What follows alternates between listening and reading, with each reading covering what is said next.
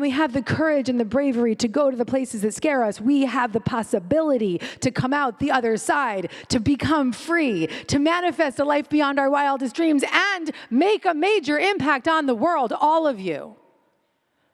Are you willing to accept that today? Gabrielle Bernstein, a role model for spiritual seekers. What did you come here for? Yeah, me, fine. What did you come here to get from me today?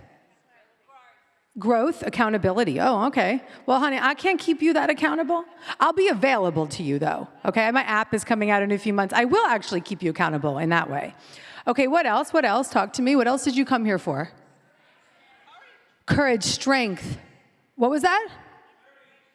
Inspiration, the next step. Purpose, healing and energy. Okay, absolutely beautiful. Challenge. I'll challenge you. Okay, great.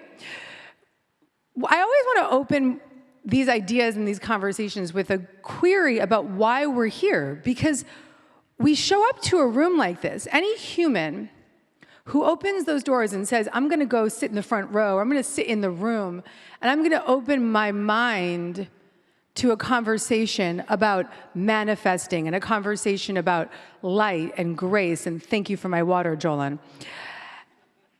Anyone that opens up in that way and makes that commitment to walk into a room like this has made a choice in their life to go big, right?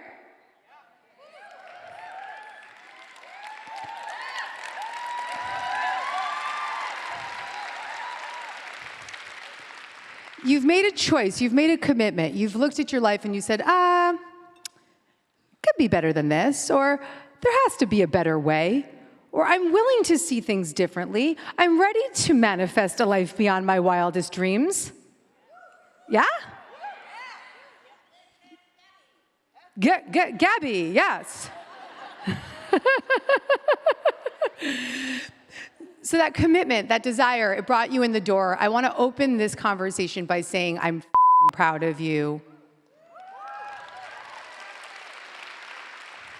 I hope you forgive me for the F-bombs. I'll probably start just spelling it now as if my son's in the audience. But thank you for letting me let it all out. It feels really good. I'm relaxed now. But I'm proud of you. I'm really proud of you for making this commitment to be in this room, because anything that gets you into a room like this, or anything that helps you open a book like one of mine, means that you are on a path of transformational growth, radical inner healing, and a commitment to your own energy and to the energy of the world. So thank you. Thank you, thank you, thank you.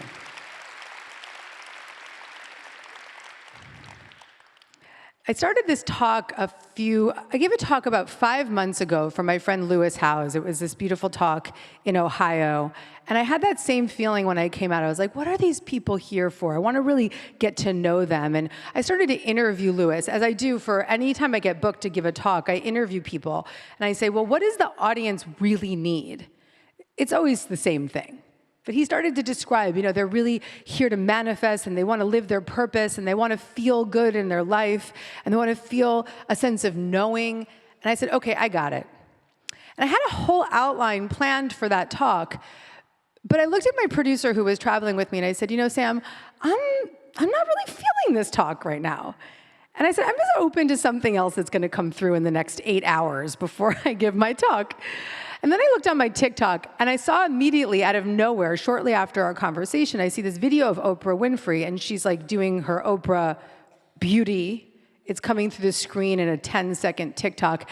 And she says beautifully, we manifest what we believe. We manifest what we believe. And I'm thinking to myself, I know this, I've written 10 books about this, this is my mantra, but for whatever reason, right here, right now, that message is coming through me. It's hitting me in my heart. We manifest what we believe. And it was really hitting me hard at that moment. I was just out with my 9th book, Happy Days, The Guided Path from Trauma to Profound Freedom and Inner Peace. And I was thinking a lot about being on the road, talking about that book, sharing the messages from that book, I was thinking a lot about where I was and how I became the belief system that could manifest this life, and how different my life was only 17 years ago. And I could really think about that 25-year-old woman that Michaela was talking about.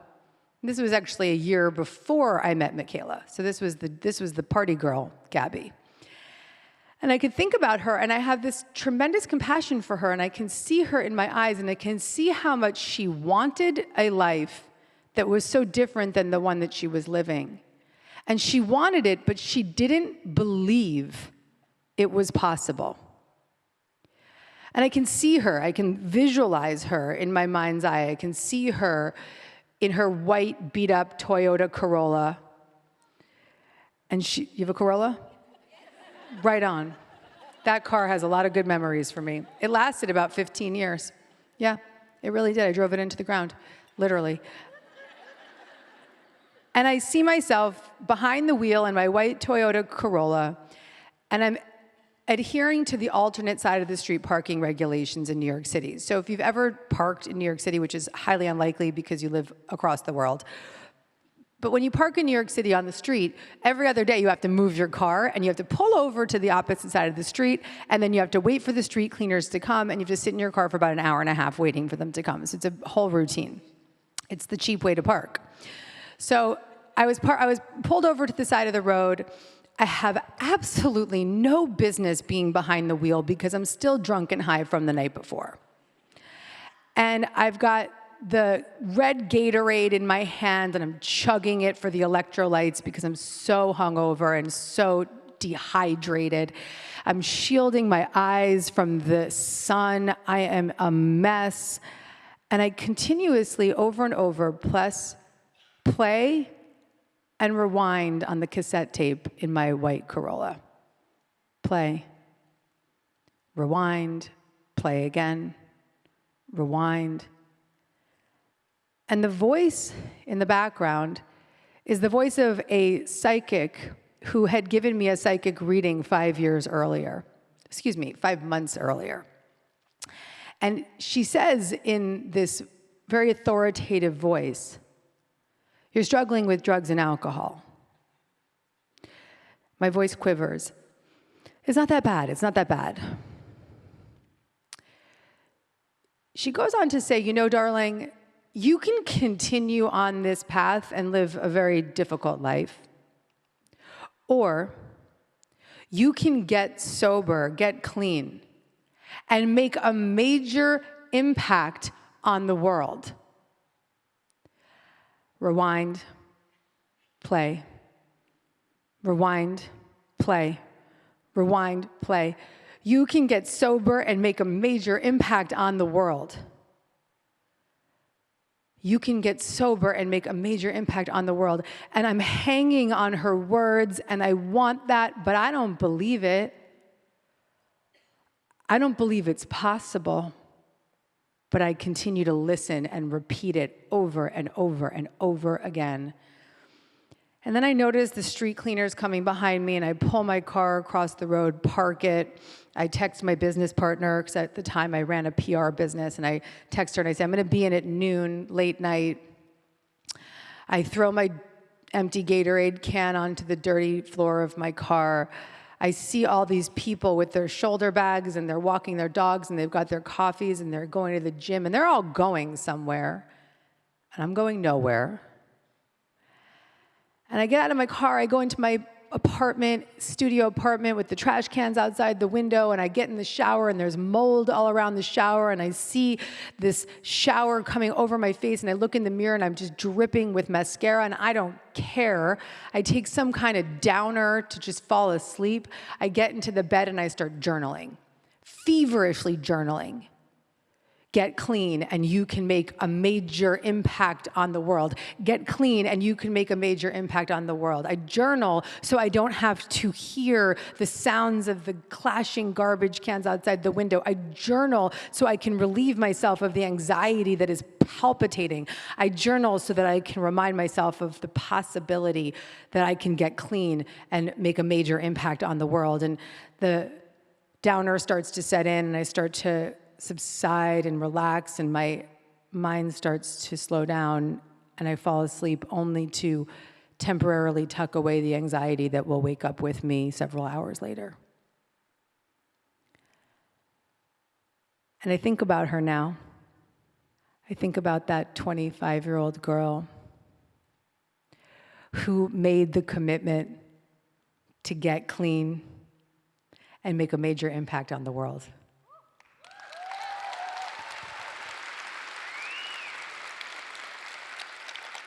I am so proud of her. I am so proud of the commitment that she made, the choice that she made to shift her life, the choice that she made. Choice is the operative word. The choice she made to choose again, to choose a life beyond destruction, to have the courage to choose to turn inward, the courage to face the places that scared her, the courage to be brave enough to go to the places that scared her so that she could come out the other side. I'm so proud of that part of me. I'm also grateful for all that was. I can look back and say, I am so grateful for the part of me that became a cocaine addict because she worked real hard trying to protect me from some very impermissible fears. So today I think about her and I am proud but grateful because I always remember this beautiful divine quote, my absolute favorite quote. Rumi says, "The wound is the place where the light enters you." The wound is the place where the light enters you.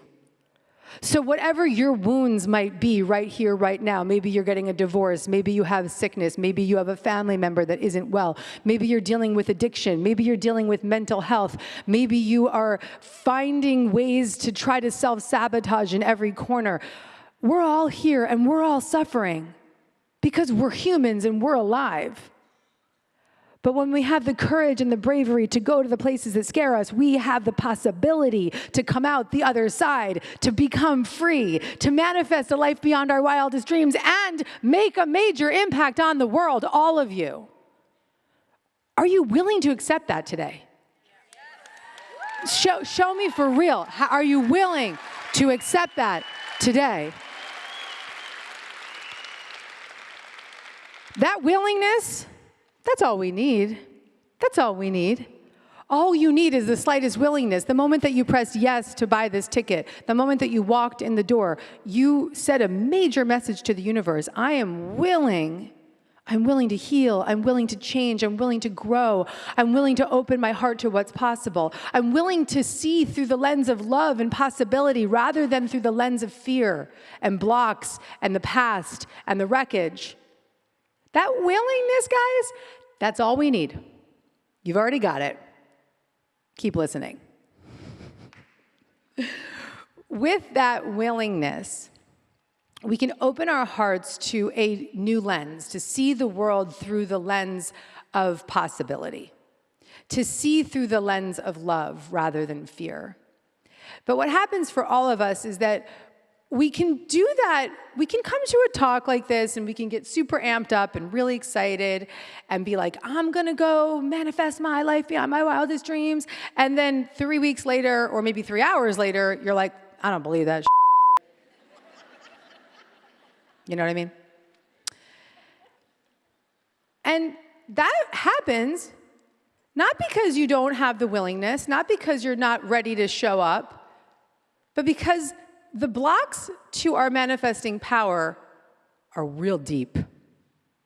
They live in the underbelly of our soul. Because remember, we manifest what we believe, not necessarily what we talk about or think about. That can help. That starts to change your energy, change your point of attraction. That's a thing. That works. But what we truly manifest, what we genuinely manifest in life, is what we believe on a guttural level. And so the true practice of manifesting is to release the beliefs that hold you back from stepping into the truth of who you are here to be. And a lot of people, a lot of people out there, any universe has your back readers out there? Super attractor readers out there? Happy days readers out there? See what I just happened? Universe, yeah. Super happy days. Woo!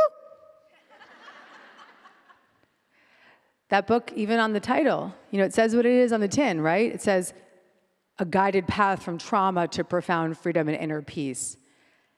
Not nearly as sexy as the universe has your back. Not nearly as sexy as super attractor, manifest a life beyond your wildest dreams. Not that sexy, right? I mean, everyone's like, I don't want to touch that. Or they're like, I don't have trauma. I don't have any problems. I get it. Even to admit or say out loud that we have blocks within us that are deep, that we have parts of us that are young, that have not been tended to or cared for in ways that we needed. And so we've been living in these very fear-based places. We've been living with these very rocked out nervous systems, very reactive. I mean, my younger parts just showed up about 35 minutes ago when I was backstage. Things didn't look, we had a certain setup I expected. It wasn't set up the way I wanted. My young part was like, literally what she says, her mantra is, what the is going on here? And she's good. I mean, she gets shit done and she gets what she wants, but she could have also been like, hey man, I don't like this, please go fix it. But instead she was like, what the is this, right? So, there's just different ways to adjust and work with these parts of us. But the fact that I'm aware of her, the fact that I know how old she is, she's like 7 years old and she's trying to put her pigtails on and she's screaming at the top of her lungs, Mom, get my pigtails straight. I need my pigtails to be straight. She's trying desperately to control the only thing she can. She's scared. She's alone. She's traumatized. She has not been given the support, the stability, the safety, or the security to process the traumas that she's experienced. She's trying to hold on to control no matter how possible.